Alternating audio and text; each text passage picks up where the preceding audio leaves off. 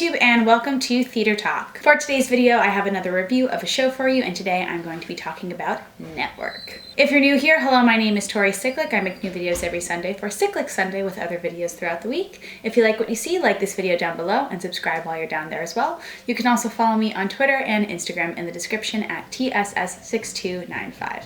Now, let's get into the video. So the day that you'll be watching this video, Network will have already closed. I saw it on June 7th, the day that I'm filming this, and it is June 9th today, and the show closed on June 8th. I'm really happy I got to see it before it closed. I tried seeing it last week, but wasn't able to get tickets, but then it got the last two standing room tickets for me and Sean today, and yeah, really glad I got to see it before it closed because I'd heard really great things about it from the National Theatre's production of it when it was there in 2017 in London, and then when it finally transferred here, I was like, great, I'll be able to get to go see it, and very, very glad I did. Network is a play. I haven't seen a ton of plays recently, so I was really excited to go to see a play as well, and it is an adaptation by Lee Hall of Paddy Chayefsky's movie Network, which is about a TV anchor named Howard Beale who kind of unravels live on a TV news broadcast, and then the network decides once the ratings start to go up from his unraveling mentally on screen to keep it going. It starred Bryan Cranston, Tatiana Maslany, and Tony Goldwyn. One of the main reasons why I was really excited about seeing Network was because it's Bryan Cranston, and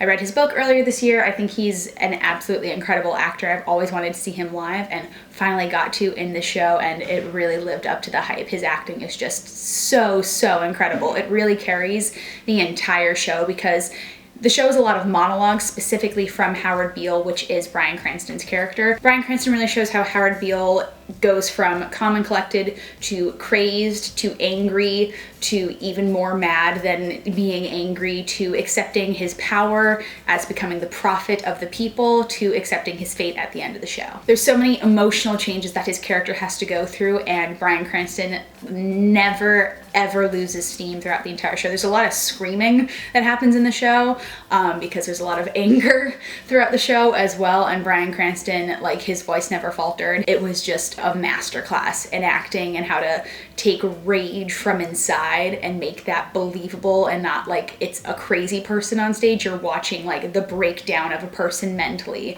and then watching them build themselves back up into a new understanding of who they are, and then watch the breakdown happen again over and over again through all these monologues. It's just insane. I think my favorite monologue of his is the "I'm mad as hell" monologue, which I feel like I've heard about before seeing the show, because the way that Bryan Cranston started it off was that he's talking specifically through hand gestures and facial expressions like for, I don't know, 2 to 3 minutes, and then launches into the monologue, which is probably like 5 to maybe even 10 minutes long, and then gets further into all of these like physical like things that he's deciding to do with the character, and just watching the breakdown specifically in that monologue into the whole section where he's just screaming "I'm mad as hell" is so incredible to watch. One of the things that I was really excited about from seeing a little bit about it online before going to see the show was like how TV and film was going to be put into a live stage production about a TV network. I'm going to link to this article down below and this video about it as well because I think it's so interesting. It was one of the things that made me want to see the show even more,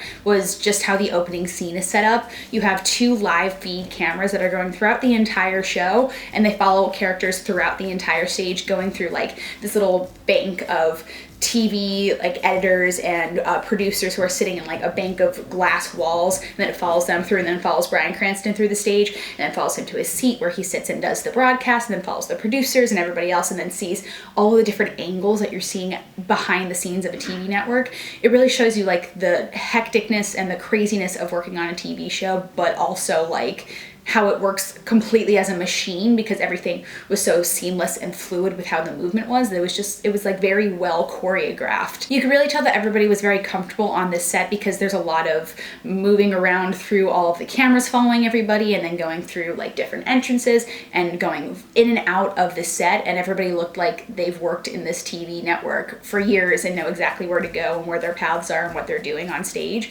that it felt very believable. It felt like you were actually watching a TV network in action. Tatiana Maslany and Tony Goldwyn have a really interesting scene throughout the show that is done with the live feed camera thing as well, where they're outside the theater and then it follows them into the theater to go into their next scene through a full live feed. So they do this whole scene outside and then come inside to the theater and continue going on with the rest of the story.